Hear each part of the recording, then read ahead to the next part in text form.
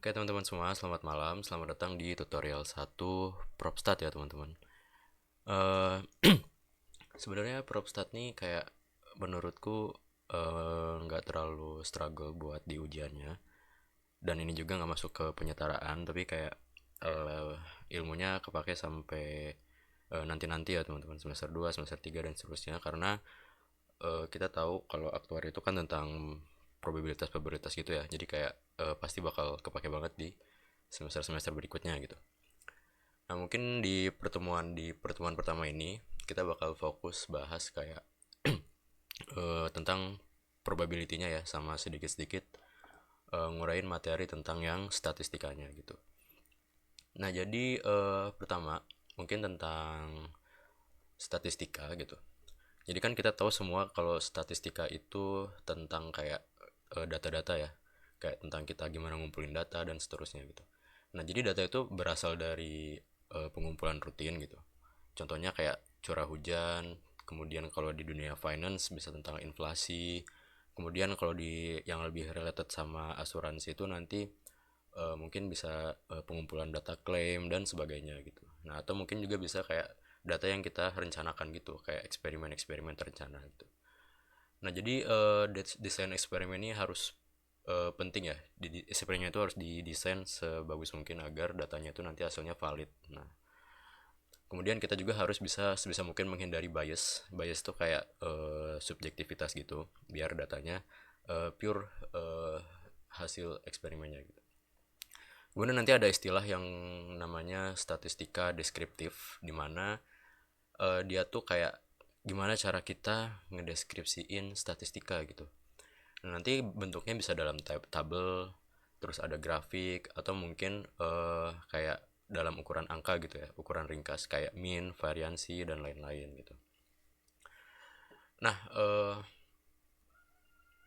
nanti kita juga bakal belajar yang namanya inferensial, statistika inferensial, dan kita bakal coba bangun model probabilitas.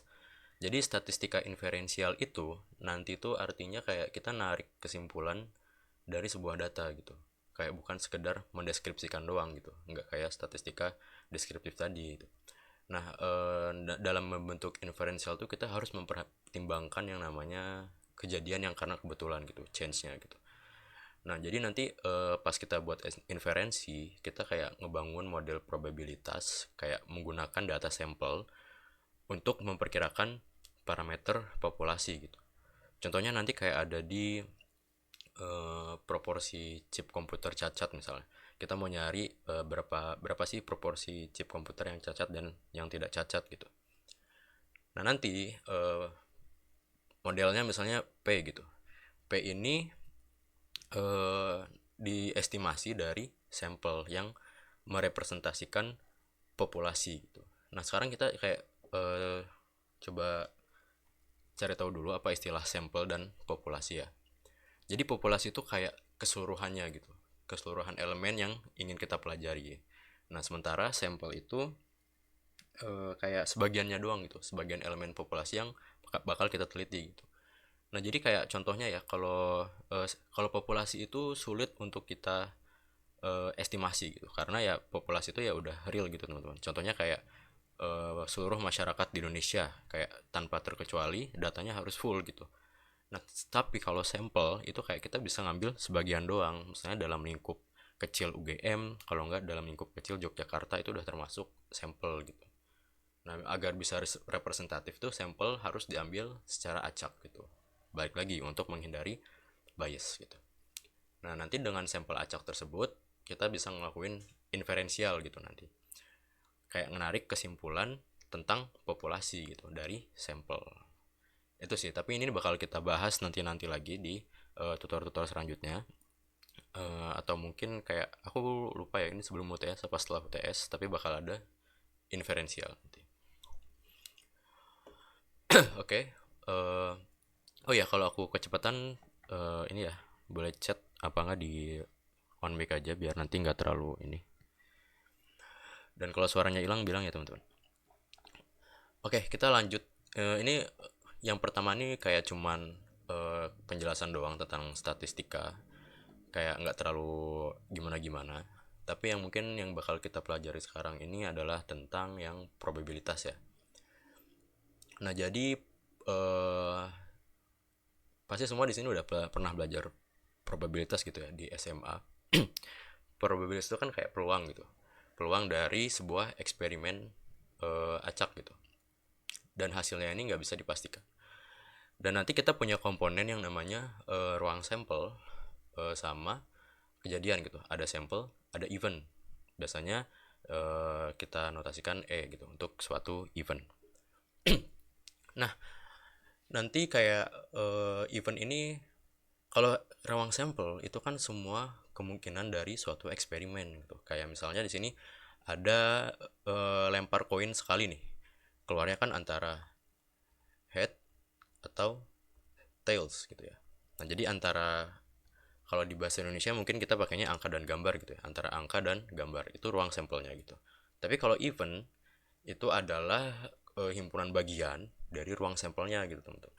Jadi nanti isinya itu satu atau lebih hasil yang mungkin terjadi gitu. Contohnya kemungkinan terjadinya keluar angka, gambar, atau di contoh dadu, misalnya ini nanti ruang sampelnya kan ada 1 sampai 6 ya, 1 2 3 4 5 6 gitu. Kemudian kalau misalkan kita kejadiannya adalah lemparan koin sebanyak 2 koin gitu, nanti kan antara yang kemungkinannya antara koin pertama, koin kedua itu adalah head head, atau enggak head tails, atau enggak tails head, atau enggak tails tails gitu. Nah, jadi ini adalah ruang sampel gitu. Nah, nanti ini basicnya. Kemudian nanti kita punya bentuk diagram Venn gitu, dan juga bentuk aljabar dari suatu kejadian gitu, dan probabilitas sih lebih tepatnya, sorry. Nah, nanti ada beberapa komponen. Yang pertama ada gabungan, irisan, dan juga komplement gitu. Kalau gabungan itu biasanya kita notasiin nanti kayak huruf U gitu, menandakan dia union. Kemudian kalau irisan nanti kayak U kebalik, ini untuk intersection. Kemudian komplement itu biasanya nanti pangkat C gitu, atau enggak kayak kayak apa ya, aksen gitu. Itu menandain kalau dia komplement. Komplement tuh kayak di himpunan yang bukan himpunan tersebut gitu. Contohnya kalau kita punya A di sini, dia diagram Venn-nya kayak menandakan sebuah lingkaran yang dimana anggota-anggota A itu ada di dalam lingkaran tersebut gitu. Sebenarnya nggak harus lingkaran, yang penting dia kayak sebuah tempat aja gitu buat naruh kejadian-kejadiannya. Nah, ini yang dalam ini adalah A. Kemudian yang di luar itu nanti adalah A komplement gitu. Kemudian nanti ada juga kayak misalnya kita mau ini ya, ini ada yang namanya subset. Artinya kayak A ini adalah himpunan bagian daripada B gitu. Jadi kan semua anggota A itu adalah anggota B. Tapi tidak semua anggota B itu adalah anggota A gitu. Kemudian ya, notasi union yang aku tulis tadi di sini. Kalau kita punya dua kejadian A dan B, kita mau nyari gabungannya gimana, kita nanti biasanya tuliskan A union B. Kemudian kalau misalkan irisan, ini adalah A irisan B gitu. Masih sederhana, masih simple. Oke, dan nanti ini kita bisa nyari probabilitasnya dari setiap notasi ini. Misalnya kayak kalau kita mau nyari peluang kejadian A ya, kita tinggal tulis aja PA gitu. Kalau misalnya A gabungan B, nanti kita tulisnya probabilitas dari A union B gitu. Nanti ada beberapa, kalau kalian buka beberapa buku itu ada yang nulisnya mungkin kayak PR probabilitas gitu. Ada juga yang cuman P gitu. Jadi kayak bisa bermacam-macam. Kemudian ini ada beberapa komponen yang perlu diingat tentang probabilitas. Kita semua tahu kalau peluang itu range-nya itu cuma dari 0 sampai 1 gitu. 0 untuk tidak terjadi, dan 1 untuk pasti terjadi. Gitu ya. Kemudian peluang dari sampel, ruang sampel kan tadi kayak seluruh kemungkinannya ya. Itu pasti 1 gitu. Kemudian untuk kejadian yang saling eksklusif Itu artinya kejadian yang kalau kita gambarkan diagram Venn-nya itu dia bakal kayak gini teman-teman, atau bahasa lainnya saling independen gitu. Itu akan kayak nggak ada gabungannya gitu. Otomatis kalau kita punya misalnya di sini kita punya 4 kejadian nih, E1, E2, E3, E4 gitu. Kalau kita nyari misalnya peluang dari kejadian E1 ditambah peluang kejadian kalau kita mencari peluang E1 diunionkan dengan peluang E2 diunionkan dengan E3, E4, itu akan menjadi penjumlahannya gitu. Peluang E1 tambah peluang E2, E3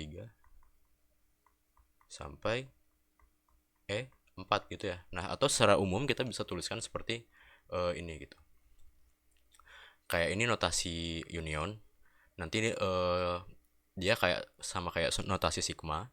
I-nya dimulai dari 1 sampai N gitu ya. Kayak jalan E1, union E2, union E3 dan seterusnya sampai union EN. Kemudian nanti untuk yang notasi sigma ini kayak biasa aja, kayak PE1, PE2 sampai seterusnya sampai PEN gitu ya. Oke, kemudian ada beberapa kayak apa ya? Aksioma mungkin. Kita tahu kalau misalnya peluang E komplement itu adalah 1 dikurangi peluang E gitu. Artinya apa? Artinya kayak kejadian itu contohnya ya, aku kasih contoh nyata aja, kayak peluang dari misalnya ada kejadian hujan gitu ya. Kalau kita nyari peluang tidak hujan, itu berarti kan peluang yang pasti 1 dikurangi peluang dari hujan gitu. Jadi kayak peluang tidak hujan sama dengan 1 min peluang hujan gitu. Nah, yang kedua itu ada ini mungkin bisa dibilang kayak prinsip inklusi eksklusi. Yang ini ya. Kalau kita mau nyari peluang gabungan dari E dan F itu akan sama dengan peluang E ditambah peluang F dikurangi peluang E irisan F. Ini kalau misalkan gak ditulis kayak perkalian gitu, artinya dia irisan. Nah, ini datang dari apa ya? Sebenarnya bisa dilakukan secara visualisasi juga. Misalnya kita punya kejadian E dan F. Kalau kita mau nyari gabungannya, yang mana itu adalah semuanya, itu kan kayak kita nambahin peluang E, ditambahin F, kemudian dikurangi yang overlapnya itu gitu. Kayak contohnya nih, kita kan nambahin pertama PE dulu, yaitu yang ini. Kemudian ada nambahin F, dia yang ini. Nah, kalau kalian kayak ilustrasikan ini sebagai kayak layer, ya ini kan pasti kan ada yang ke overlap 1 nih. Nah, ini kita hilangkan 1 dengan cara menguranginya gitu. Makanya jadilah seperti ini. PE tambah PF dikurangi PE irisan F gitu.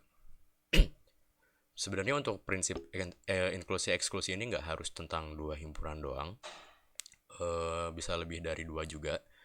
Nanti bisa kalian searching sendiri untuk pastinya gimana, tapi tetap prinsipnya sama kayak kita ngurangin yang bagian-bagian yang overlapnya itu. Kayak intinya cuma nambahin sama ngurangin doang. Kemudian ada peluang satu kejadian itu bisa kita hitung berdasarkan adalah banyaknya event yang terjadi, kemungkinan yang terjadi,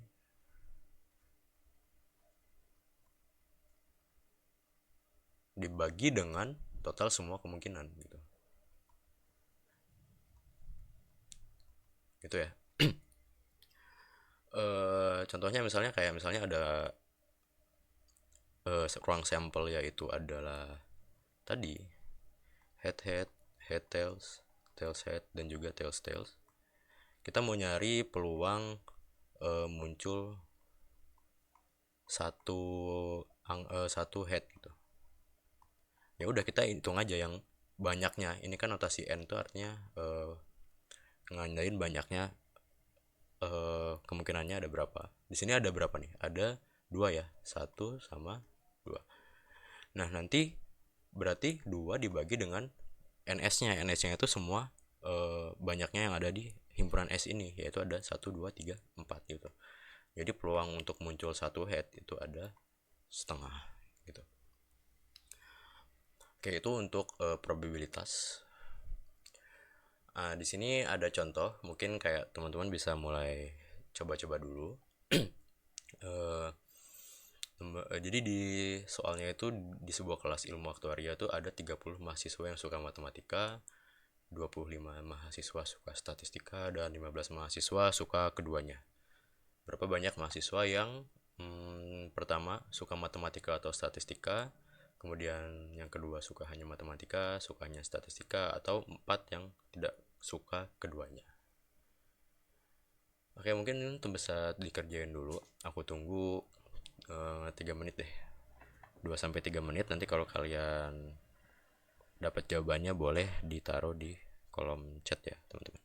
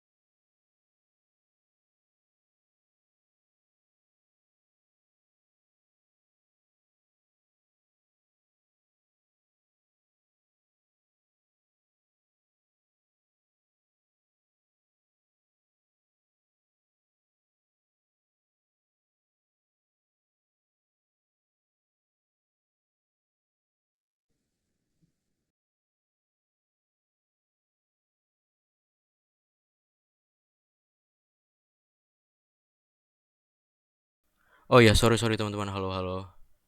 Maaf banget tadi nggak ada suaranya.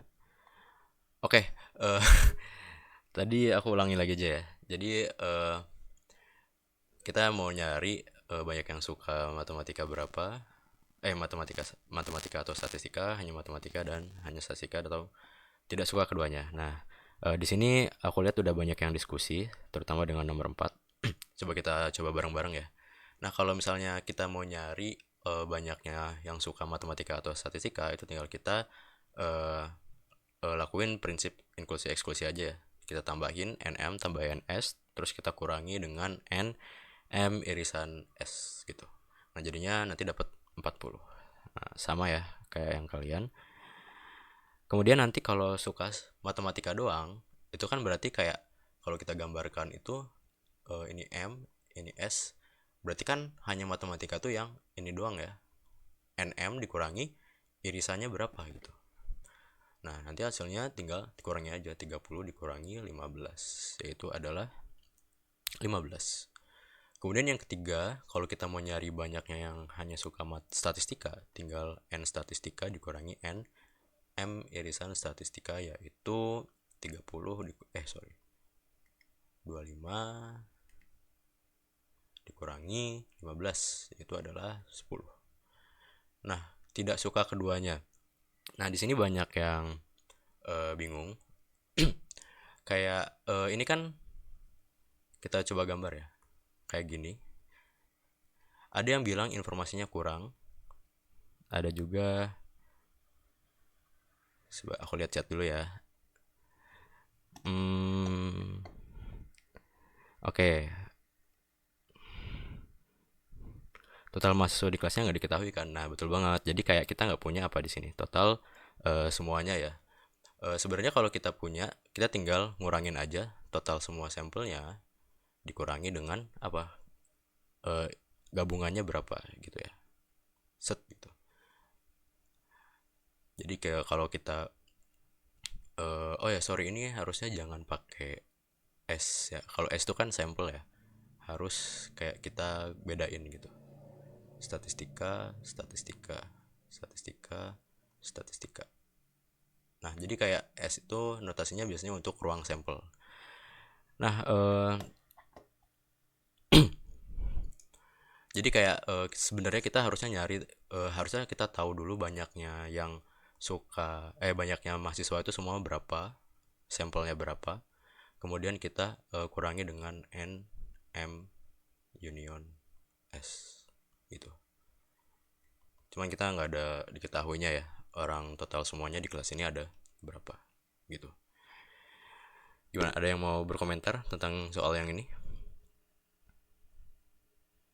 Kalau nggak ada boleh react, kalau ada boleh open mic atau enggak taruh di chat ya teman-teman.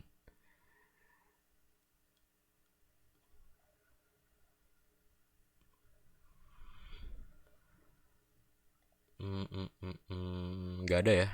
Oke, kalau nggak ada aku lanjutin lagi. Nah, sekarang kita masuk ke aturan berhitung ya. Aturan berhitung kaidah, atau bisa kita, biasanya kita dapat materinya di SMA adalah kaidah pencacahan gitu. Nah, nanti ada beberapa aturan. Yang pertama di sini ada aturan penjumlahan dan aturan perkalian ya. Eh aku kayak langsung jelasin ke contoh aja di sini. Kayak misalnya, karena ini intuitif banget gitu.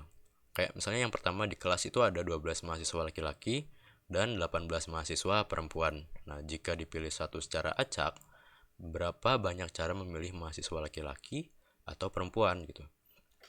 Nah, kalau kata kuncinya sebenarnya ada di sini ya. Ada di atau gitu. Berarti kan kalau nggak laki-laki ya boleh perempuan gitu. Berarti ya kemungkinannya antara kita memilih 12 laki-laki, kita pilih satu, berarti ada 12 kemungkinan gitu ya. Kemudian eh, untuk memilih satu perempuan itu kita ada 18 cara gitu. Nah, jadi totalnya ada 30. Nah, untuk aturan perkalian itu nanti contohnya ada di sini. Misalnya, sebuah password itu terdiri dari dua huruf, huruf A sampai huruf Z. Kemudian diikuti oleh 3 digit angka, yaitu 0 sampai 9. Berapa banyak password yang bisa dibuat gitu. Dan ini eh maksudnya kata kuncinya ini ya, dan. Nah, eh contohnya ya, kita punya mau bikin 3 password. Berarti kan kita 5 5 ini ya, 5 digit password. Dua pertama itu adalah huruf A sampai huruf Z gitu ya. Yang ini itu A sampai Z, kemudian yang ini itu adalah angka 0 sampai 9. Nah, nanti kita tinggal nyari apanya, berarti tinggal nyari banyak kemungkinannya aja nih. Huruf pertama, oh ya ini aku lupa ngasih kemungkinan ya, keterangan tambahan. Tapi di sini nggak ada keterangan tambahan kalau misalnya passwordnya itu hurufnya boleh berulang gitu, elemennya boleh berulang gitu. Jadi kalau misalnya nggak berulang, untuk elemen pertama itu kan berarti ada A sampai Z gitu ya. Ada sebanyak A sampai Z kemungkinan, yaitu ada 26 gitu. Berarti ya untuk memilih digit pertama dari password tersebut, kita punya 26 kemungkinan. Nah, kemudian nanti untuk digit kedua, karena kita nggak dikasih tahu dia boleh berulang apa enggak, kita asumsikan dia boleh berulang. Jadi kan untuk huruf kedua nih ya kita punya 26 kemungkinan juga gitu dari A sampai Z gitu. Kemudian untuk digit ketiga itu angka 0 sampai 9 ada sebanyak 10 kemungkinan, kemudian kali 10 juga dan 10 juga gitu ya. Nah, baru tinggal kita apain? Tinggal kita kaliin gitu. 26 kuadrat kali 10 pangkat 3 ya. Bisa dihitung nanti pakai eh, kalkulator atau dihitung manual juga masih bisa gitu. Nah, nanti ini kalau tidak berulang ya. Tidak berulang. Sorry, berulang ya. Boleh berulang. Boleh berulang. Nah, kalau kalau misalnya dia soalnya nanti tidak boleh berulang,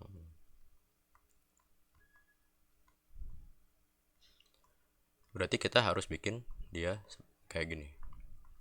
Pertama kan tetap ada 26 kemungkinan.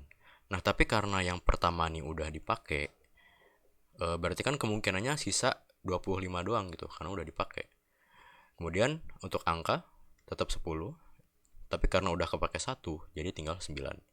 Kemudian untuk digit terakhir karena udah kepake 1 lagi tinggal sisa 8 doang gitu. Jadi nanti kemungkinannya ada 26 kali 25 kali 10 kali 9 dan dikali 8 gitu. Bisa dihitung secara mandiri ya nanti. Oke, aku rasa ini aman, masih gampang. Kata kuncinya biasanya ada di dan atau sama dan gitu. Kalau atau biasanya itu kayak nyari unionnya, makanya kita jumlahin. Kalau dan itu kita nyari kayak irisannya, makanya kita kaliin gitu. Oke, lanjut di kombinasi ya. Nah, jadi kombinasi itu cara kita ngitung untuk memilih R object. Definisinya kita milih R object dari total N object, dan kata kunci yang paling penting adalah tanpa memperhatikan urutan gitu. Jadi misalnya kita punya huruf ABC, kalau kita milih 2 huruf AB dan juga BA itu dianggap sama gitu. Nah, berarti nanti ada kemungkinannya adalah kalau nggak AB, AC, ya BC gitu kan. 3 huruf doang gitu. Sisanya yang kayak BA, CA, CB ini dihitung sama gitu. Nggak ada perhatian untuk urutannya gitu. Nah, nanti rumusnya untuk kombinasi biasanya dinotasikannya kalau nggak n kombinasi r kayak gini, atau nggak kayak pakai uh, parenthesis atau kurung yang besar gini, n kombinasi r gitu. Biasanya nanti ini dipakai kalau buat ngerjain soal-soal yang berkaitan dengan aljabar, jadi kayak tinggal nulis n kombinasi r gitu dong. Nah, rumusnya adalah n faktorial dibagi dengan r faktorial kali n min r faktorial gitu. Nah, sebagai catatan lagi ya, barangkali ada yang lupa, n faktorial itu adalah n kali n min 1, n min 2, dan seterusnya sampai dikali 1 gitu. Eh Kemudian harus yang satu lagi harus dicatat nanti, 0 faktorial itu adalah 1 gitu. Itu ya. Jadi 0 faktorial itu bukan 0, tapi 1. Nah, di sini ada contohnya. Sebuah universitas ingin memilih mahasiswa untuk lomba. Mereka harus memilih 3 orang dari 10 mahasiswa. Berapa banyak cara untuk memilih peserta lomba? Nah, ini kan kayak problem untuk mencari delegasi orang yang akan dipilih untuk maju ke suatu lomba, yang mana dia tidak memperhatikan urutan gitu. Mau terpilihnya, misalnya di sini mau terpilihnya aku, kan diambil 3 ya. Misalnya di sini ada Muhammad, Rahma Aifil Indira, atau Manti Stella Joycelyn, Ilham Makarim gitu, ataupun eh, misalnya aku, Ilham, atau Stella atau Ilham atau aku, itu kayak nggak peduli gitu, tetap kita bertiga yang maju lomba gitu, jadi kayak nggak diperhatikan urutannya. Makanya nanti kita pakainya ini adalah kombinasi gitu. Nah, nanti berarti kan kita milih 3 orang dari 10 total objek. Berarti nanti di sini n-nya adalah 10 dan r-nya adalah 3 gitu. Nah, makanya nanti banyak cara memilihnya. Itu adalah n kombinasi r, yaitu 10 kombinasi 3. Kita masukin rumusnya, yaitu 10 faktorial dikurangi 10 min 3 kan 7 ya, 7 faktorial dikalikan dengan 3 faktorial. Nah, nanti cara ngitungnya gampang, tinggal kayak kita jabarin aja sesuai definisi yang ini. Kalau kita punya n faktorial itu kita tuliskan 10 kali 9 kali 8, nah sampai 7 faktorial ya, kan itu 7 faktorialnya ngikut. Per 7 faktorial, 3 faktorial, nah ini nanti biar bisa dicoret gitu. Atau mau kalian jabarkan lagi nanti 3 kali 2 kali 1, biar bisa langsung dicoret juga. Ini 3, ini 4, nanti hasilnya 120 cara gitu. Jadi kita punya 120 kemungkinan untuk memilih 3 orang dari 10 orang mahasiswa untuk maju ke suatu lomba gitu. Oke, aman nggak untuk kombinasi ini?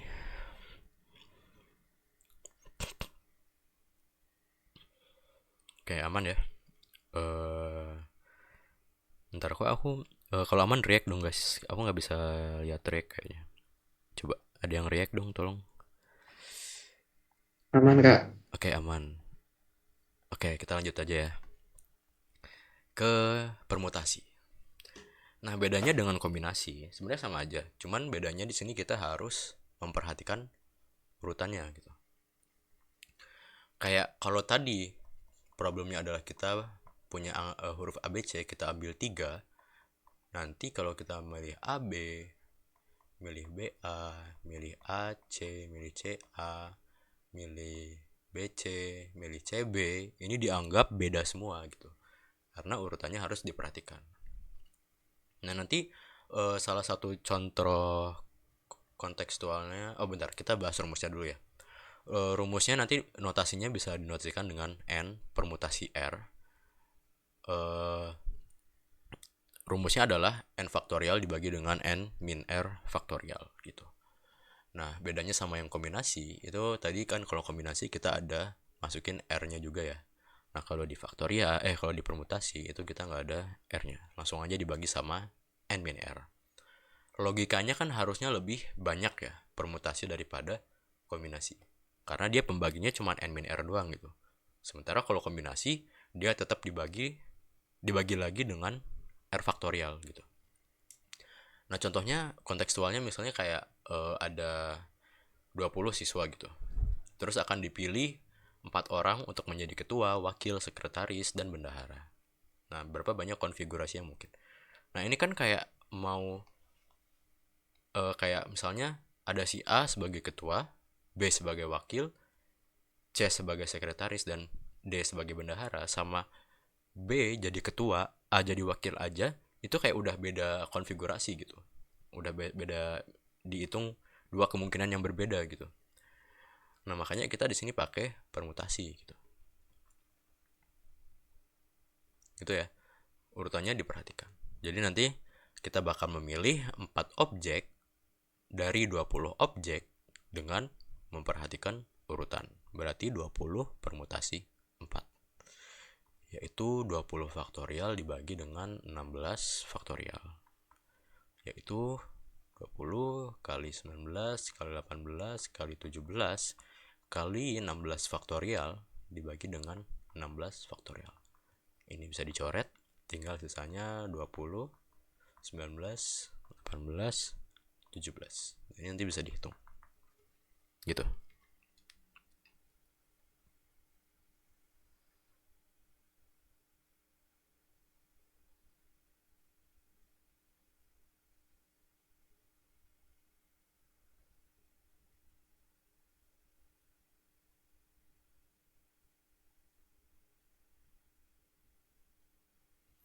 Oke, bedanya itu doang sama kombinasi. Ada yang mau ditanya dulu nggak sampai sini? Tentang kaidah pencacahan.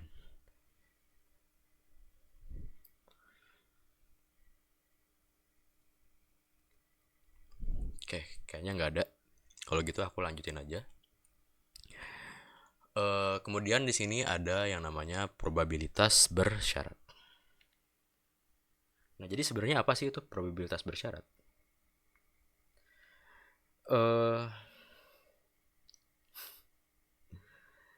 Oke, jadi probabilitas bersyarat itu adalah kayak kita tahu kalau suatu kejadian itu tuh bisa berubah kalau misalkan ada informasi tambahan gitu probabilitasnya.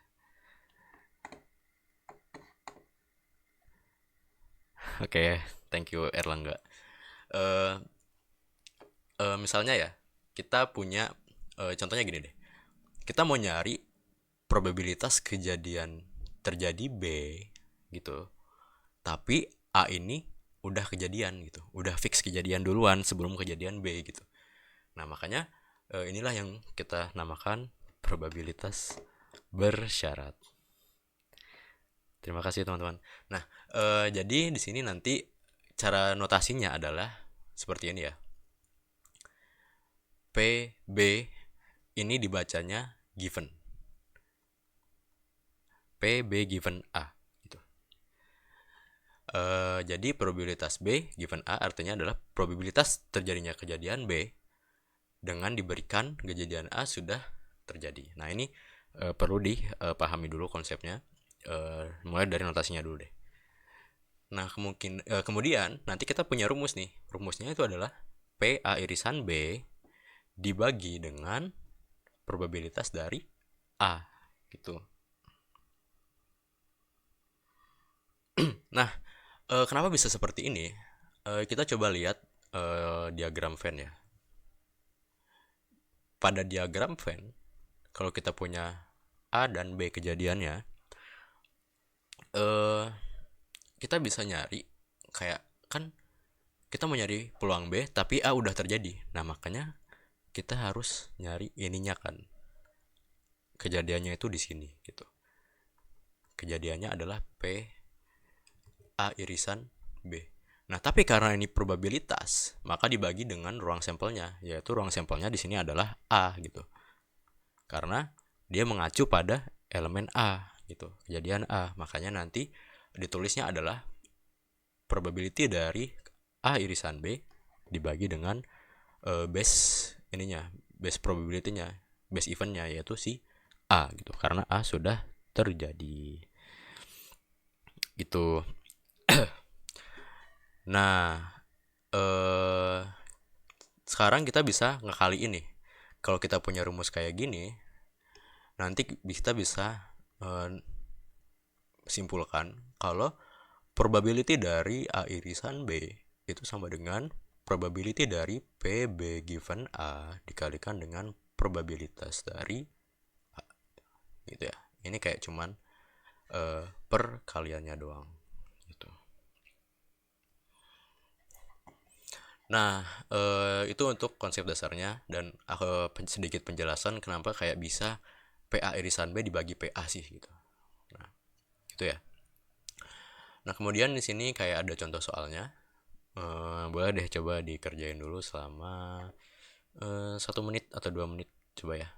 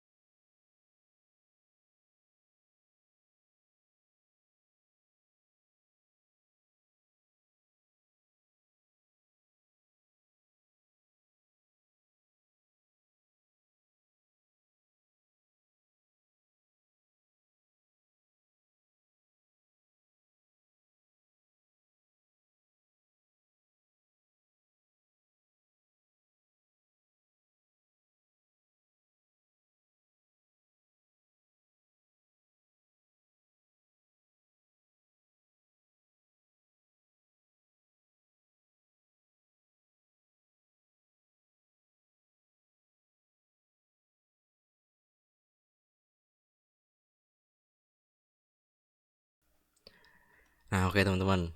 Di sini ada dua jawaban ya.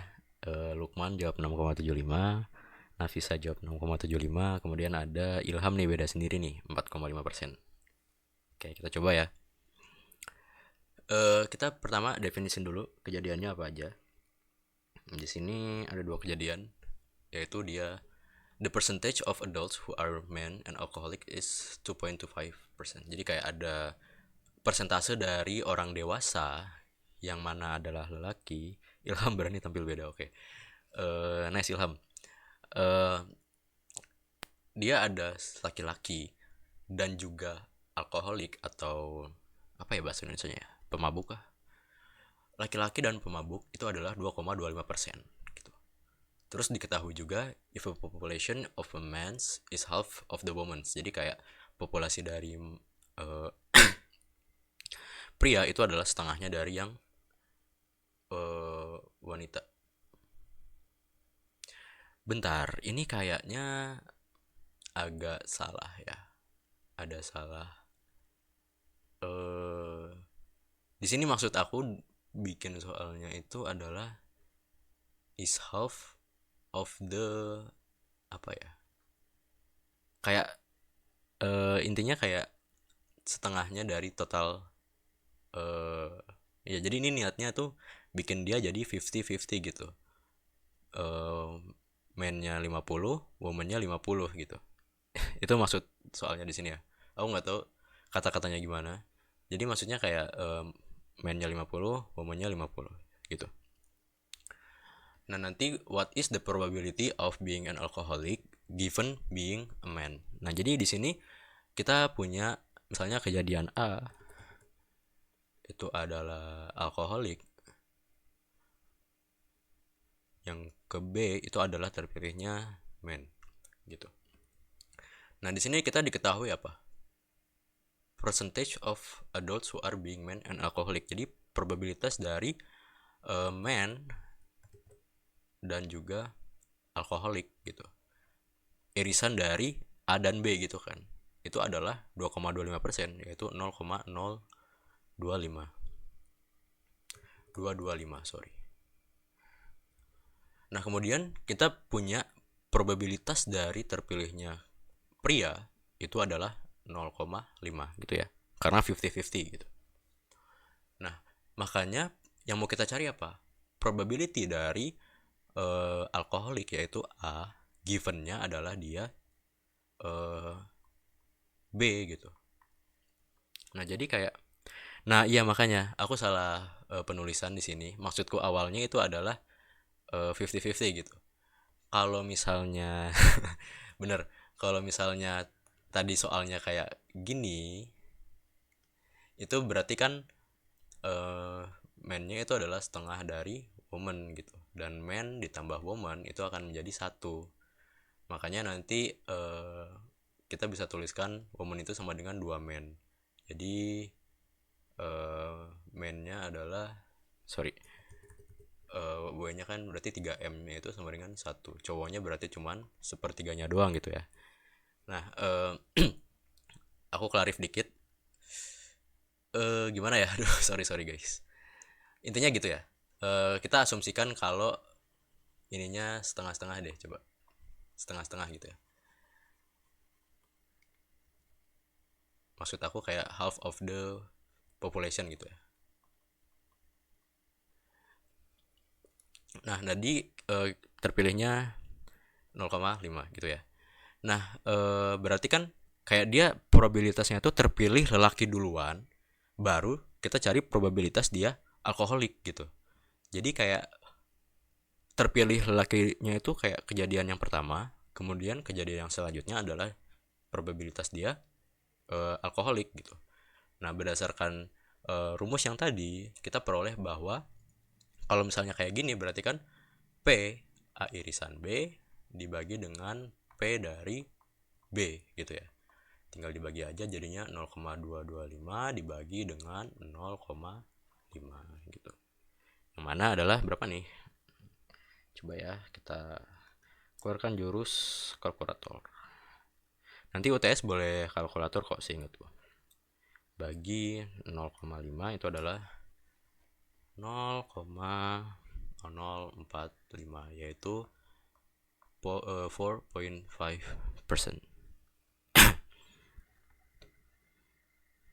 Itu ya. Jadi yang benar adalah Ilham. Nah, tapi kalau misalnya coba ya kita bikin kasus beda nih. Yaitu kalau man itu setengahnya woman. Jadi kan probabilitas terjadinya man itu adalah 0,333 gitu ya. Atau kita tulisin aja di sini sepertiga gitu. Nah, nanti probabilitas dari A given B-nya akan menjadi apa? Akan menjadi 0,0225 dibagi dengan sepertiga gitu ya. Yang mana adalah berapa nih? 0,33333 6,725 gitu ya. 6,75% gitu teman-teman.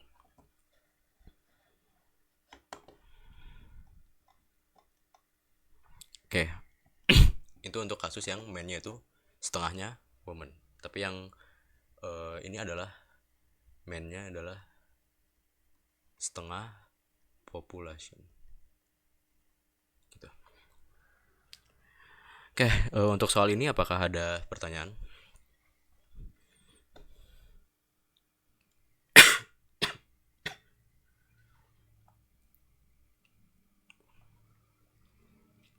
Aman? Oke, kita lanjut ya. Kita lanjut, di sini ada soal lagi. Semoga aku nggak ada salah konsep dan typo lagi. Jadi di sini soalnya itu ada kartu remi, deck card. Dia akan diambil satu persatu secara acak tanpa pengembalian gitu. Jadi kayak diambil, abis itu nggak dibalikin lagi gitu. Nah, tentukan peluang bahwa kartu skop yang ketiga muncul pada undian ke-6 gitu. Tapi pakai probabilitas bersyarat. Sebenarnya kayaknya kalau pakai coba dulu. Kan dapatnya berapa ya? Aku tunggu 1 sampai 2 menit aja.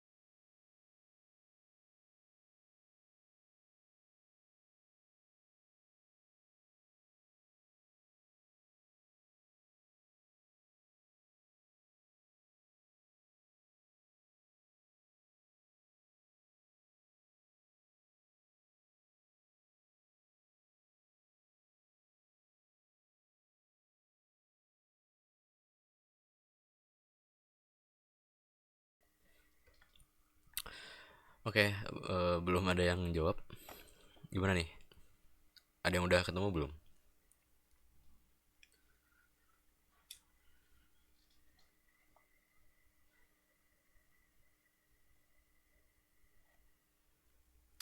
Oke, karena belum ada, kita bahas bareng-bareng aja ya. Nah, jadi kan kita mau nentuin kayak misalkan ada pengambilan 6 kartu nih.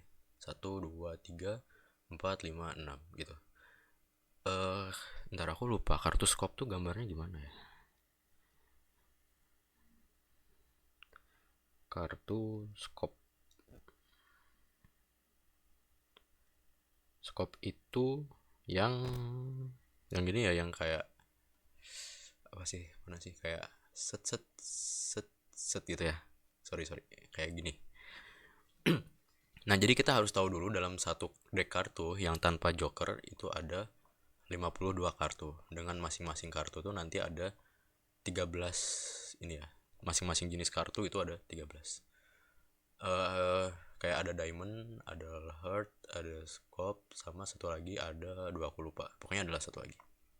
Itu masing-masing nanti 13 gitu, 13 kartu.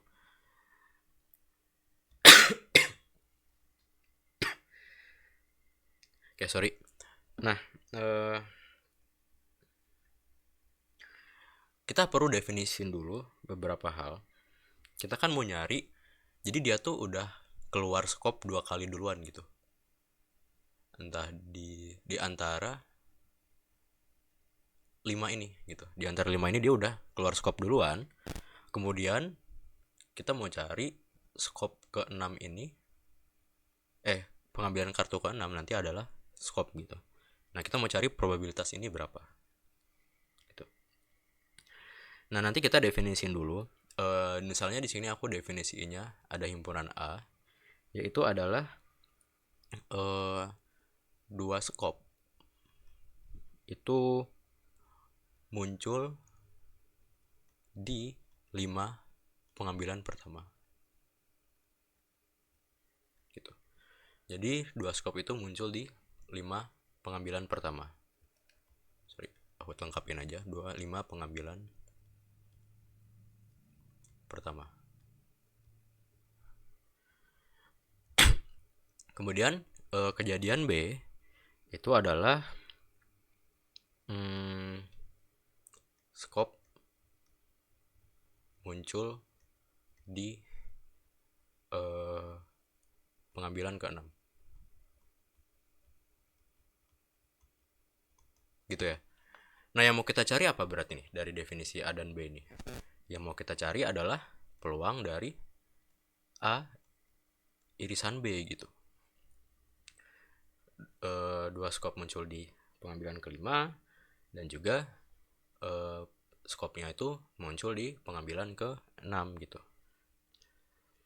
Nah, nanti kita cara nyarinya, pertama kita tahu ya, kita bisa nyari peluang A.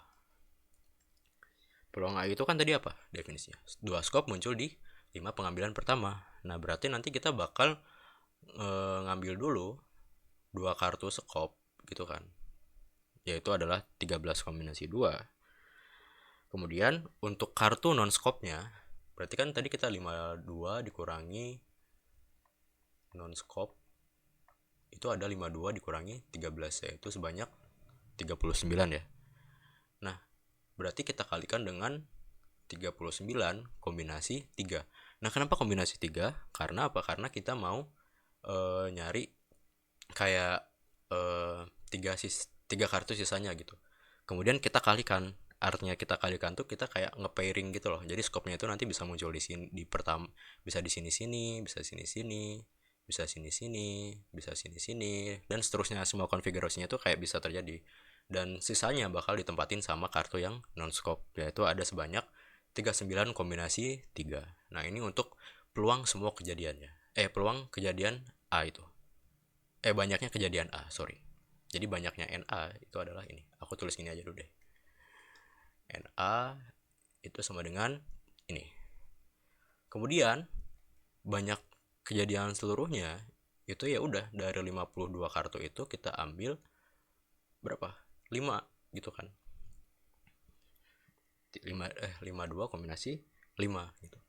Nah, berarti nanti kalau kita mau nyari peluang A, itu tinggal kita bagi aja 13 kombinasi 2 kali 39 kombinasi 3 dibagi 52 kombinasi 5. Nah, kalau kalian males ngitung, biasanya di kalkulator itu ada kalkulator buat kombinasi juga, pakai kalkulator saintifik ya. Nanti kalian bisa pakai, atau kalian mau dijabarin biasa juga nggak apa-apa. Kalau dijabarin biasa kan nanti 13 kombinasi 2 itu jadinya 13 kali 12 kali 11 faktorial dibagi 11 faktorial 2 faktorial gitu ya.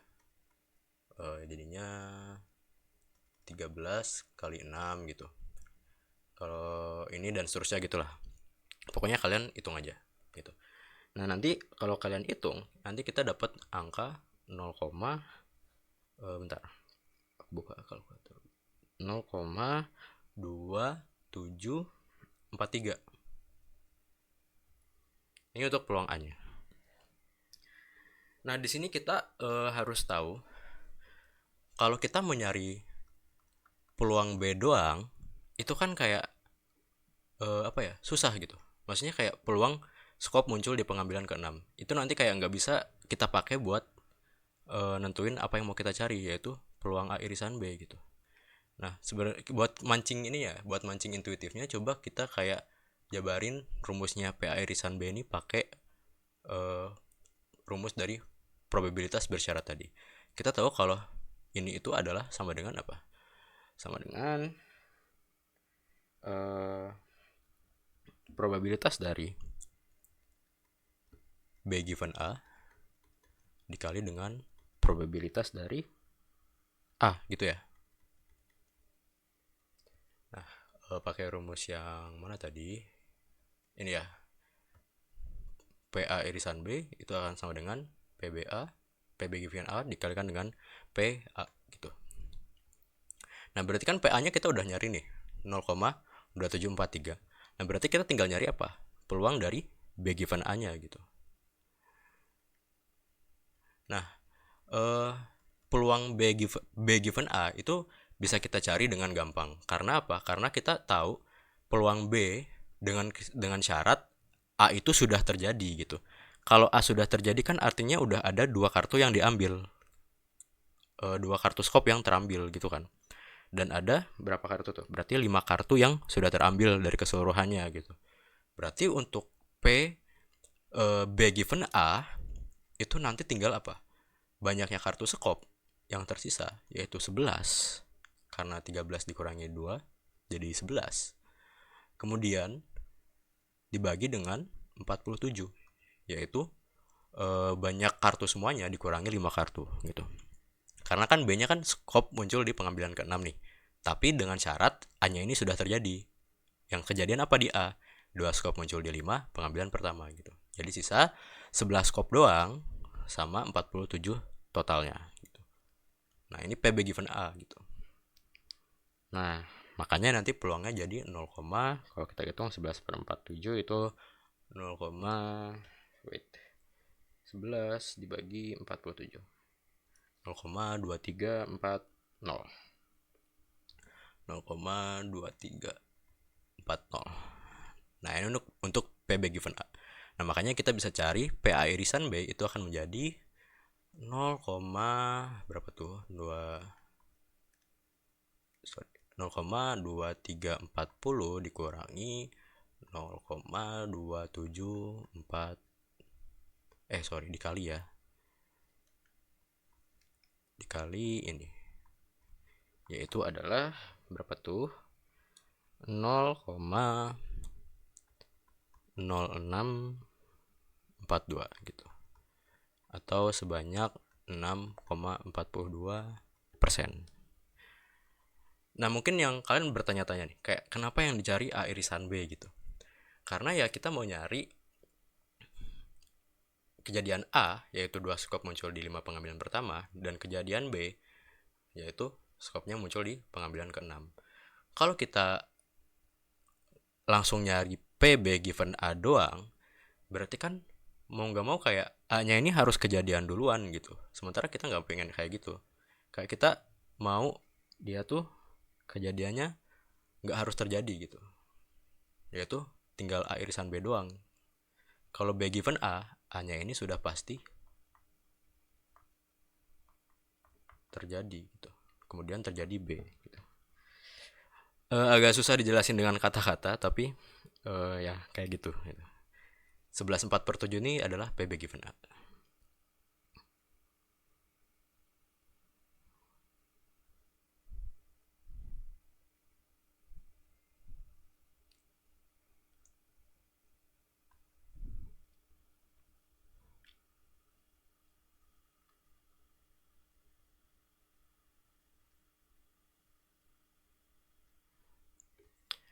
Itu teman-teman.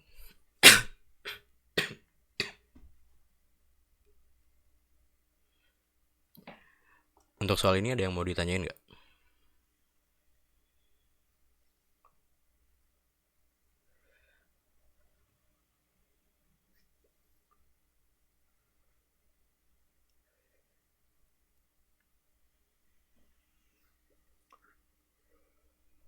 So far aman. Oke.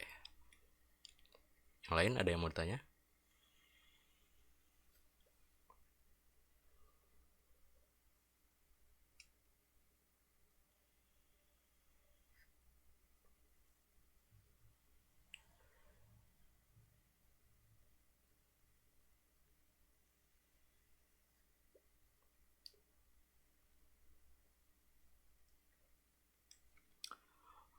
Berarti PA irisan B itu peluang terjadinya A dan B, Kak. Kalau PB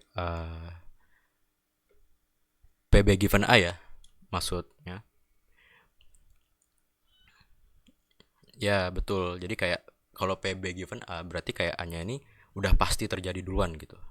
Baru B gitu.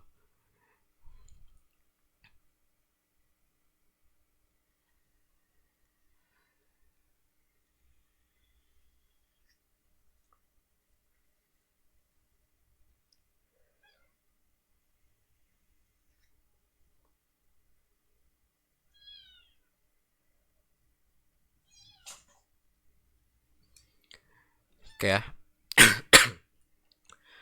Kalau nggak ada yang tanya lagi, kita lanjut aja. Kita lanjut ke ini dia, Bayesian Theorem.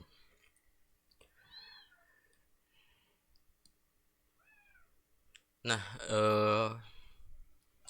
kayaknya aku harus ini tambahin satu page lagi buat ini. Bentar ya.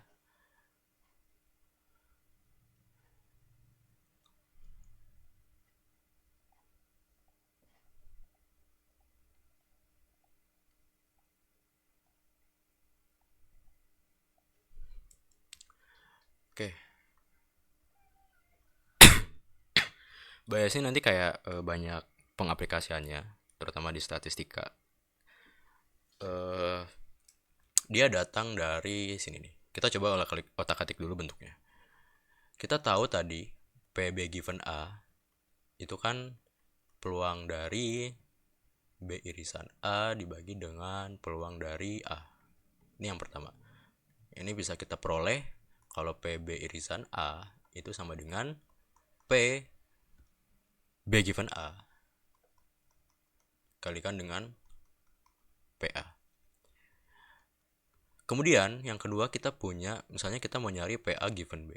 Itu kan hasilnya akan jadi PA irisan B dibagi dengan PB gitu. Makanya kita dapat nanti PA irisan B sama dengan PA given B kali dengan PB gitu. Nah, kalian lihat ini bentuknya nih. Ini kan irisan itu mau bentuknya kayak A-nya di awal ataupun A-nya di belakang, itu kan dia komutatif gitu. B irisan A ya sama dengan A irisan B gitu. PB irisan A itu sama dengan P A irisan B. Nah, makanya kita kalau substitusi jadinya PB given A dikalikan dengan PA itu sama dengan P dari A given B dikalikan dengan PB. Nah, makanya kita peroleh nanti kalau kita mau nyari PB given A, sorry, ya gini aja deh. Ya, gini aja. PB given A itu sama dengan P dari A given B dikalikan dengan PB dibagi dengan peluang dari A gitu. Jadi kita nyari PA given. Kalau kita mau nyari PB given A, kita balik dulu. Kita nyari A given B-nya dulu gimana. Kemudian dikalikan dengan PB. Kayak ini kalau ini ya, kalau nggak mau ngafalin sih hafalin bentuk kayak gininya. Tapi kalau mau dihafalin tuh kayak ya udah lihat aja. PB-nya itu ini kan A given B nih. A given B. Nah, dikalikan dengan peluang si given-nya itu. Kalikan dengan B, kemudian dibagi dengan peluang dari A-nya gitu. Nah, namun biasanya A itu biasanya kayak di soal itu bisa bermacam-macam gitu. Bisa banyak kejadiannya, bisa cuman sedikit, bisa juga bervariasi gitu. Bisa kita tuliskan nanti kalau kejadian A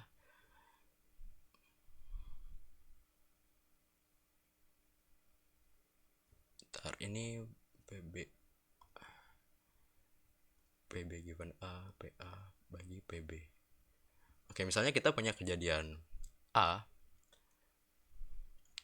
itu membentuk partisi A1 sampai AK kejadian, maka dia bisa kita tuliskan PA, kita mau nyari kejadian AJ given B gitu. Kita bisa tuliskan peluang dari AJ gitu ya. Sorry, peluang dari AJ betul dikalikan dengan P B given AJ dibagi dengan sigmanya dari sama kayak bentuk atas, cuman kayak dijumlahin semua kejadiannya gitu. Nah, ini nanti bentuknya bisa banyak sih teman-teman. Kayak tergantung soalnya. Kayak aku lebih paham kayak kalau ada soalnya sih sebenarnya. Intinya kayak gini. Rumus lebih gampangnya sebenarnya itu berangkat dari konsep ini dulu gitu. Nah, PA-nya ini nanti atau PB, dalam kasus ini kan PB, itu bisa kita peroleh dengan cara menjumlahkan semua partisinya, yaitu PB given A kali PA gitu. Untuk setiap kejadian AI.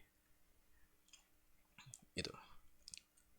Ini rumus yang dasarnya, kemudian ini kayak rumus penjabarannya kalau misalkan lebih umum ada beberapa kejadian gitu. Kejadian A. Nah, di sini ada contohnya. Contohnya misalkan di sini kayak ada pabrik nih, punya 3 mesin, A, B, dan C. Itu memproduksi berturut-turut 60%, 30%, dan 10% dari total banyaknya. Ini kayaknya aku ambil dari PPT-nya Pak Dandon ya. Mungkin kayak di kelas ada yang masih bingung. Coba aku jelasin lagi aja di sini. Dia memproduksi 60%, 30%, sama 10% dari total semua unitnya. Kalau dijumlahin bener ya, jadi 100%. Kemudian kita diketahui juga persentase kerusakan produk yang dihasilkan dari masing-masing mesin itu adalah 2%, 3%, dan 4%. Nah, jadi kalau misalkan kita pakai mesin A dan dia adalah rusak, sorry, kalau dia rusak, kemudian kita tahu itu dari mesin A, itu adalah persentasenya 2%. Kemudian kalau dia ada rusak dan itu dari mesin B, itu nanti 3%. Kalau ada rusak kemudian dari mesin C itu adalah 4%. Nah, suatu unit dipilih secara acak ya, secara acak ini maksudnya. Secara acak dan diketahui rusak. Nah, jadi kayak dipilih dulu unitnya A, B, atau C, baru diketahui dia rusak gitu. Jadi kita kayak seolah-olah kita ngambil nih sembarangan unit. Kita ambil dari mesin apa gitu, misalkan mesin A. Terus kita tahu dia rusak gitu. Nah, makanya nanti jadinya P peluang dari mesinnya apa given rusak gitu. Nah, di sini hitunglah probabilitas bahwa unit tersebut berasal dari mesin C gitu. Nah, di sini dikasih definisi lagi, misal kejadian R adalah unit yang rusak. Nah, berarti akan dihitung apa? Peluang dari C given R gitu. R-nya kejadian duluan kan di sini. Rusak dulu, baru diambil kita mau nyari dari mesin C gitu. Nah, diketahui unit tersebut rusak. Gitu. Nah, di sini coba ya kalian kerjain dulu 2 menit deh.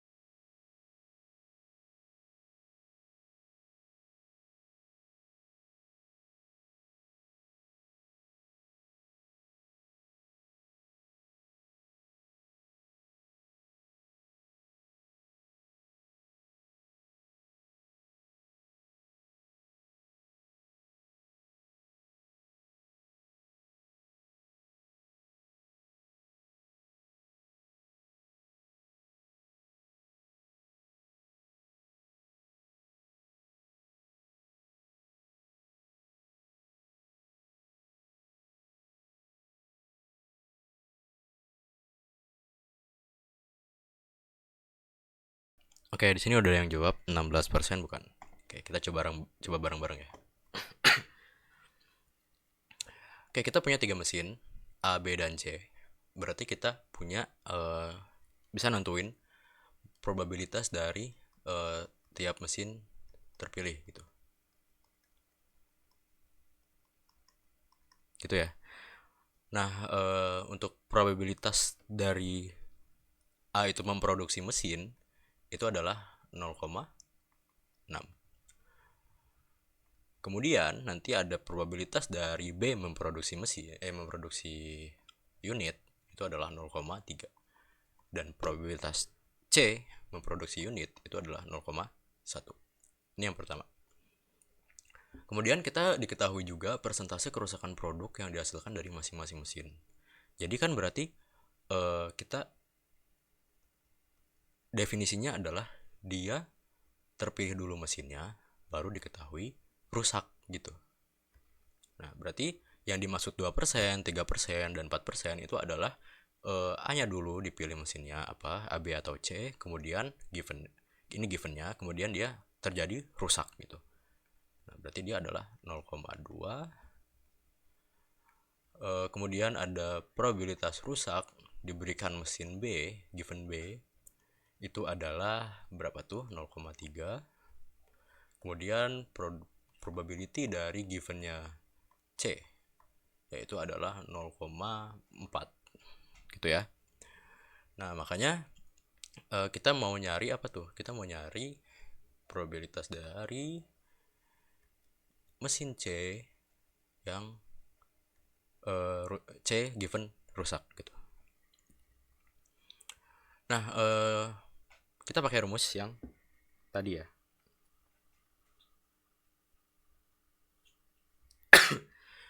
Berarti apa? Dia mengacu pada rumus ini ya. Dia bakal dibalik dulu ya givennya ya. Dibalik givennya, kemudian dikalikan dengan peluang dari C. Nah, dibagi dengan total semua kejadian kejadian dari si C-nya semuanya gitu ya. Gabungannya antara A, B, dan C. Nah, cara nyari gabungannya A, B, dan C itu adalah ya udah kita satu-satu aja. Yang pertama, probabilitas rusak dari mesin A dikalikan dengan PA ditambah probabilitas dari rusak given B dikalikan dengan PB ditambah probabilitas dari rusak given C kali probabilitas C gitu ya. Nah, ini tinggal kita masukin aja angkanya, yaitu R given C kan 0,4 dikalikan dengan peluang C itu adalah 0,1. Kemudian R given A 0,2 kali A 0,6 ditambah R given B 0,3 kali 0,3 ditambah 0,4 kali 0,1. Nah, ini oh iya sorry, ini adalah 0,0 dan 0. Sorry ya. 0, sorry, ini sini. Oke. 0,02 0,03. Makasih yang udah ngingetin. Sama 0,04 kali 0,1 gitu ya. Nah, nanti tinggal seperti biasa di kalkulator. Ini akan menghasilkan 0,004 dibagi dengan 0,025 yaitu 0,16, yaitu sebanyak 16% gitu ya. Nah, jadi ini tuh bentuk dari yang ini tadi, yang ini gitu. Bentuknya sama kayak yang pembilangnya ya, cuman dia ngejumlahin semua partisi dari eventnya itu gitu. Maka kita dapat tinggal dijumlahin aja yang bawahnya ini kita dapat 16%. Gitu ya. Oke, ada pertanyaan nggak nyampe sini?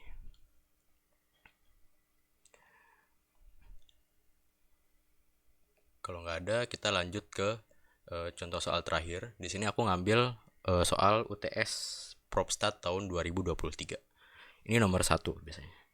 Jadi soal UTS, kalau kita lihat pattern dari tahun-tahun sebelumnya itu biasanya nomor satunya itu tentang bias, teman-teman. Nah, jadi dan kalau kalian lihat di Exilib itu biasanya kayak patternnya pasti sama gitu. Nomor satu bias, nomor dua apa dan seterusnya gitu. Oke, boleh dicoba dulu ya untuk soal UTS-nya.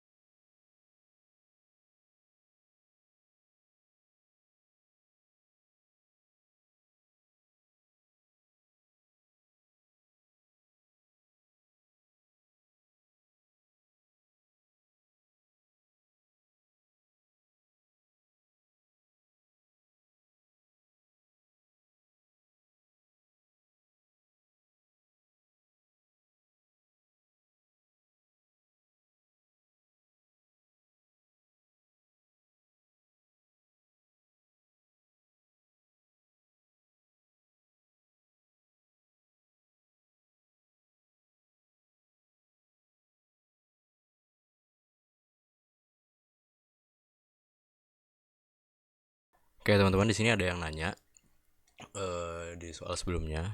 Ntar ya. I'm sorry, tadi aku agak miskonsep dasar. PR yang rusak di C itu nggak bisa langsung gitu kah, harus ke PR given B dulu. Agak bingung di bagian itu. Nanti sebelum pembahasan dari kalian plus teorema yang B sedikit aja, maaf. Oke. Oke, mungkin kayak maksud kamu kayak ininya kah, pembaginya kah? Kenapa harus banyak dulu gitu di sini? Gitu bukan? Atau gimana?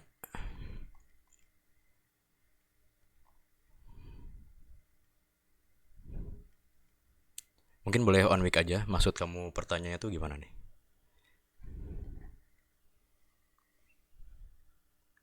Oh, PR given C itu Kak definisinya apa? PR given C itu definisinya adalah probabilitas dari C-nya itu dipilih mesin C, kemudian kita tahu itu rusak gitu. Karena kan kalau di soal itu kan kayak persentase kerusakan produk yang dihasilkan dari masing-masing mesin gitu ya, dihasilkan dari masing-masing mesin. Jadi kayak kita pilih dulu mesinnya A, B atau C, kemudian kita cari persentasenya rusak gitu. Kalau pertanyaannya itu kan kita ketahuan dulu rusaknya, baru kita nyari mesinnya gitu. Jadi kayak harus dilihat mana yang duluan gitu maksudnya. Gitu, paham nggak?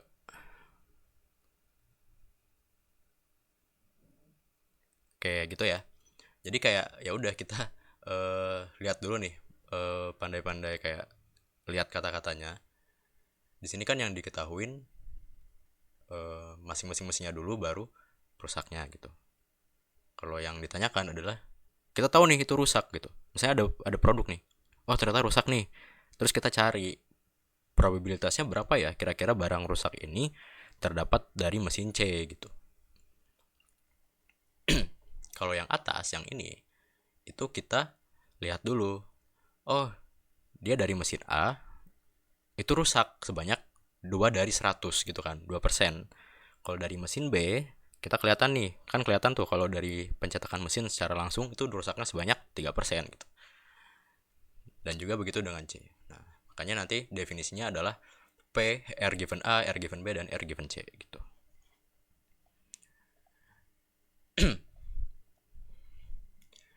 Nah, kalau yang ini kita diketahuin kalau misalnya 10% pemegang polis asuransi jiwa di suatu perusahaan adalah perokok dan 90%-nya itu bukan perokok. Nah, kita juga diketahui probabilitas meninggal pada usia tertentu untuk seorang perokok itu adalah 0,07 gitu. Dan untuk yang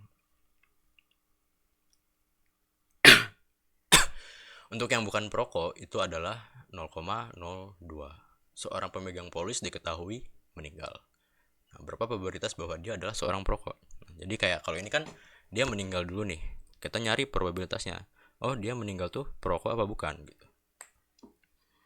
Nah, misalnya di sini aku bikin R itu adalah perokok. Kemudian misalnya M itu meninggal ya.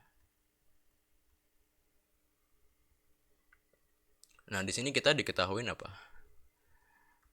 P, probability dari dia perokok itu kan berarti 0,1 ya, 10%.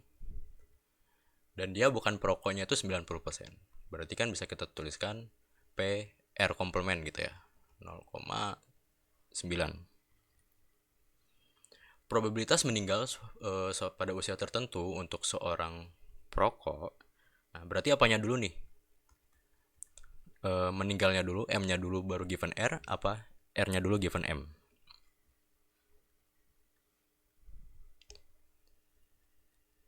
Coba M given R apa R given M untuk yang 0,07 ini?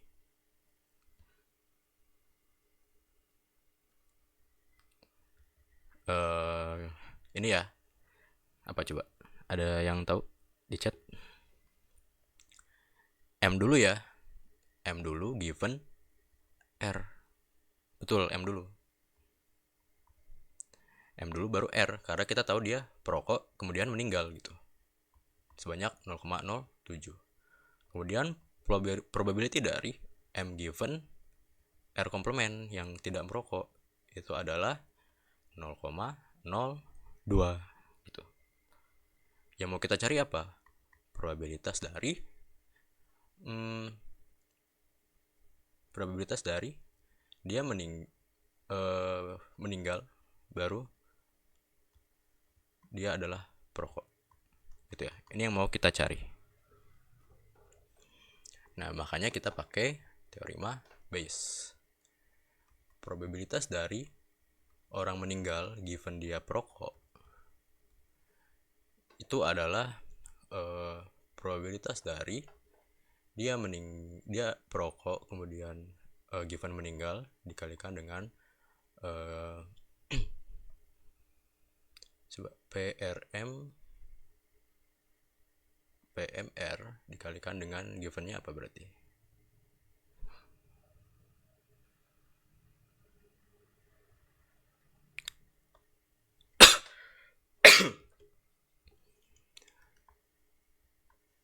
Bentar guys, aku mau ngambil GoFood dulu ya. Bentar guys, sorry.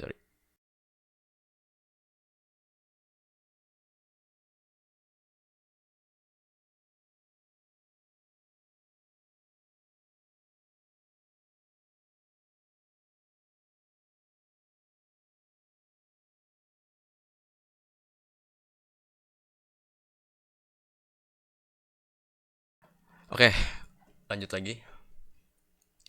Oh ya, kita mau nyari, oh sorry ini kebalik ya, RM dulu, R dulu baru M. Probabilitas dari uh, given R given M itu adalah probabilitas dari M given R dikalikan dengan probabilitas dari R dibagi dengan uh, semuanya itu kejadiannya adalah ini ditambah dengan probabilitas orang meninggal given R komplement dikalikan dengan R komplement. Nah, tinggal gini aja ya. Jadi nanti hasilnya adalah berapa tuh? 0,07 dikalikan dengan pulang perokok itu adalah 0,1 dibagi dengan M given R itu 0,07 kali sama kayak yang atas 0,1 ditambah 0,02 kali dengan ini, yaitu adalah R komplement itu 0,9 gitu ya. Ini kan 0,007 dibagi dengan 0,007 ditambah 0,018, hasilnya 0,007 dibagi dengan 0,025, yang dimana ini adalah berapa tuh, 28% ya, dikali 4 berarti 28. Oke, betul ya. 0,28% gitu.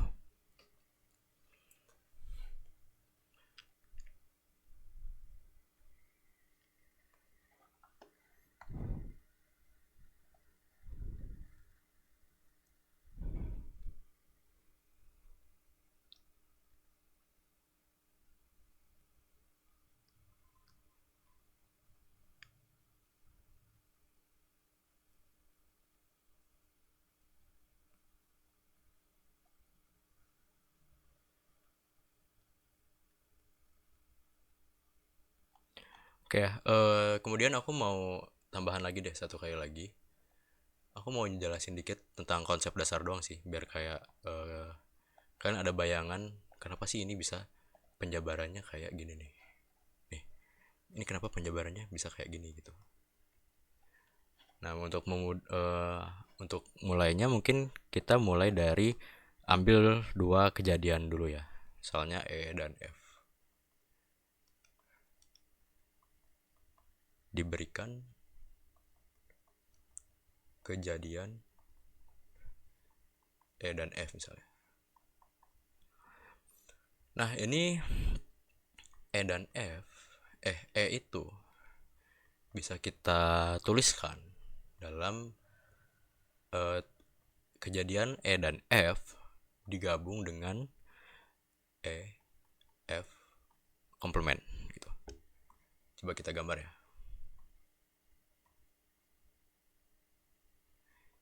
Ada E dan F. Nah, E itu which is yang ini ya, yang ini itu kan bisa kita dapat dengan cara menggabungkan ini. Loh, bentar, aku ganti warnanya dulu biar kelihatan. Yang ungu ini ditambah sama yang biru ini gitu. Nah, yang ungu ini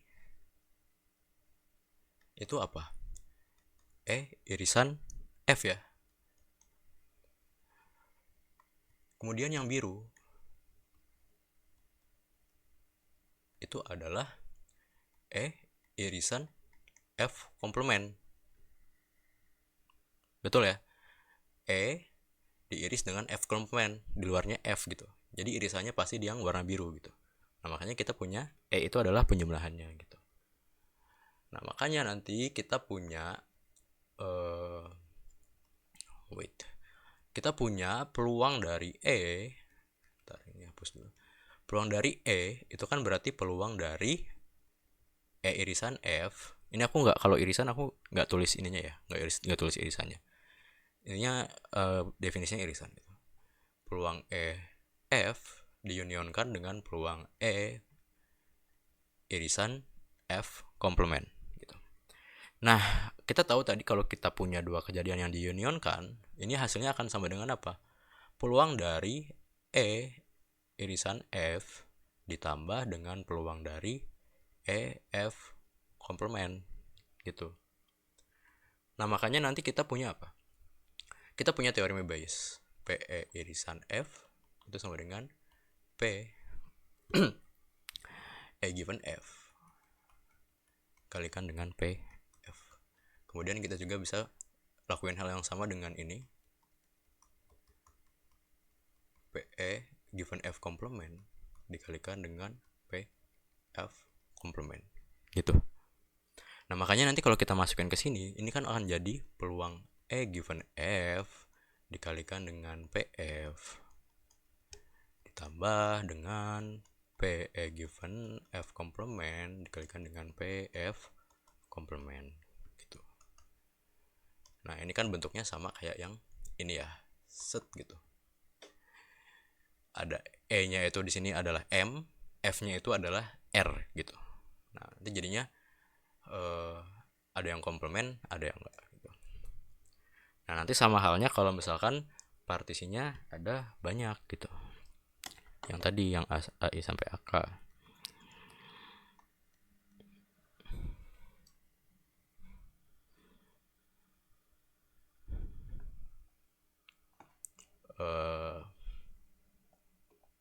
Bentar ya, aku tambahin lagi. Bentar, salah. Delete.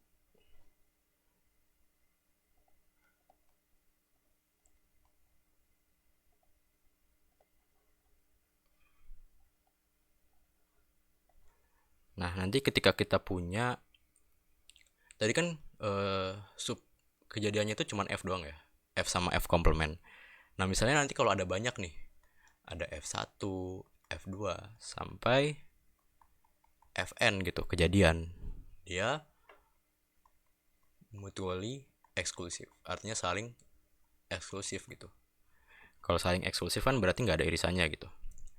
Atau bisa kita gambarkan nanti dia bentuknya kayak gini. Set, set, titik, set gitu. Ini adalah himpunan S-nya. Kemudian nanti ini F1, F2, F3 dan seterusnya sampai Fn gitu. Nanti kalau kita F ini kita unionkan F1, union F2 sampai diunionkan dengan Fn, itu hasilnya akan sama dengan S gitu. Kalau tadi kan ini kan yang diunionkan kan F union F komplement ya. Itu benar akan sama dengan S gitu. Tapi di sini kasusnya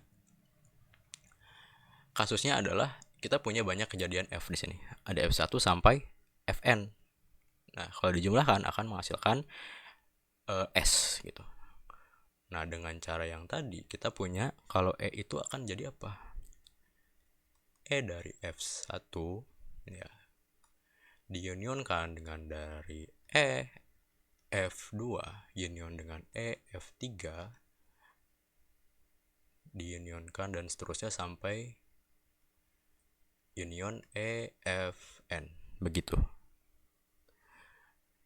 Nah, berarti kan ini bisa kita tuliskan union dari I1 sampai N dari Fi gitu ya. Nah, makanya nanti kalau kita punya PE karena ini saling eksklusif ya, mutual eksklusif, berarti ini kan tinggal penjumlahannya aja dari peluang EFI gitu, dari I1 sampai N. Nah makanya kita punya ini jadinya apa, jadi sum dari P EF E given FI kali P F I1 sampai N. Nah, atau kita bisa tuliskan sama kayak rumus yang tadi ya, yang di atas tadi, yang Bayes. Yang mana tadi? Yang ini, gitu.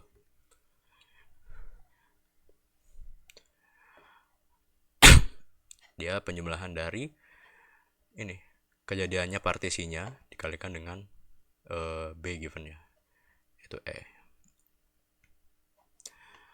Karena kan tadi kalau kita lihat di sini ini harusnya PB ya. Ini kan sama dengan apa? PB. Nah, PB ini akan menjadi sama dengan ini. Karena rumus awalnya ya udah, kalau kita mau nyari PAJ given B itu adalah sebenarnya kan kalau kita lihat rumus yang ini nih, yang kedua tadi, pembaginya itu kan di sini adalah harusnya PB gitu. AJ kali PB given AJ. Nah, dibagi dengan PB. PB-nya itu kalau kita jabarkan tadi dengan di sini B-nya berarti adalah apa tuh? B-nya adalah E ya. B-nya adalah E, kemudian ada partisi kejadiannya adalah F, atau di tadi di teorema yang aku tuliskan itu adalah ini adalah partisinya A gitu. Nah, dia akan membentuk kayak gini. Makanya kita bisa dapat kayak gini tuh dari sini gitu. Nggak cuman tiba-tiba kayak gitu gitu. Ada pembuktiannya. Nah, tapi tetap lebih enak dihafalin. Cuman kalau kalian tahu konsepnya akan lebih gampang gitu. Jadi kayak tinggal toh kalau kalian sekali-kali lupa itu bisa diingat lagi. Ini union dari E F I. Itu ya. Oke, untuk nyampe sini ada pertanyaan nggak kira-kira? Ini udah terakhir sih.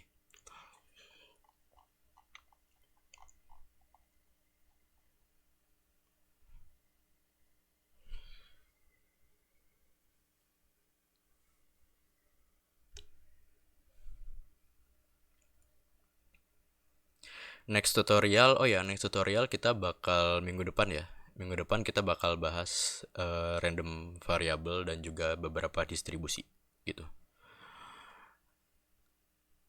Karena kan kalian UAS tuh kan 8 Oktober ya, seingatku.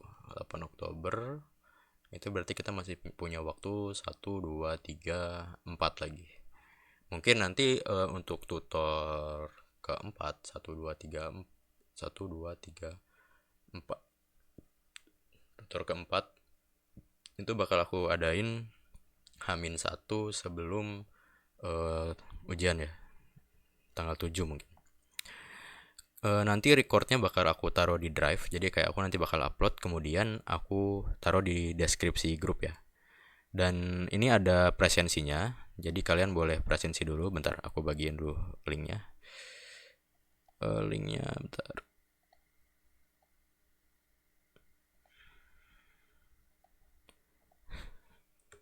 Oke, ini untuk link presensinya bakal aku all. Oke, itu link presensinya. Nanti boleh diisi, dan juga nanti aku kasih di deskripsi juga deh. Nanti kayak satu link itu buat tutor-tutor kedepannya juga gitu. Bakal aku kasih opsi. Gitu ya. Ada yang ditanya lagi nggak?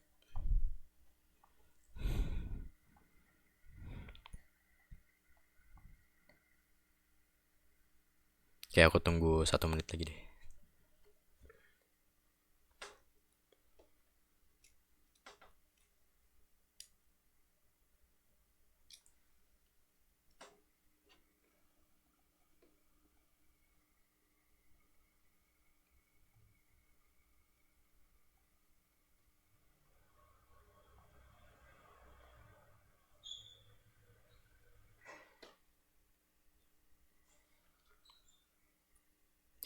Oke, karena udah nggak ada yang nanya lagi, mungkin untuk pertemuan kali ini aku cukupin sampai sini.